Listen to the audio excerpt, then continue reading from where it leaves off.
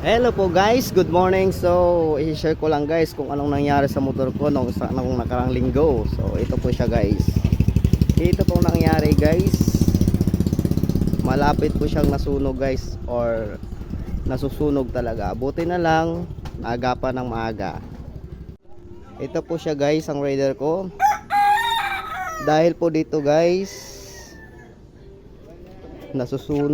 malapit po siyang nasunog lahat. So yung bearings ko nasusunog na po siya guys. Wala na po, hindi na po natin magagamit.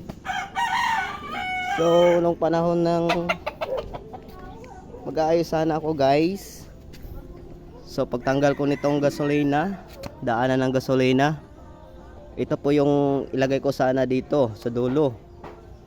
Kaso ang nangyari, natanggal po ito, maluwag ang paglagay ko pagpasok.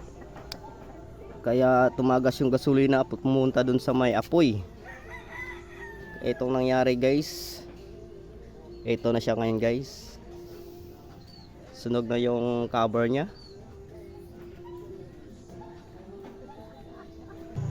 Yan po ang cover niya guys ng Raider ko. Sunog na sunog po yan guys. Oh. So nag-order na ako sa online guys, galing Davao. Kaso hindi pa dumating. Siguro mga ngayong araw or Monday. Buti na lang po hindi po nasusunog yung wiring. At saka may nasunog man pero balat lang.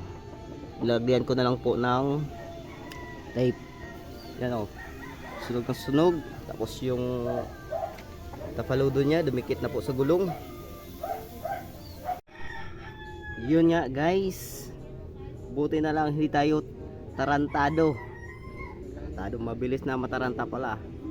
Kaya naagapan nating patayin yung apoy. Kaya na hindi natuluyang nasusunog yung motor natin.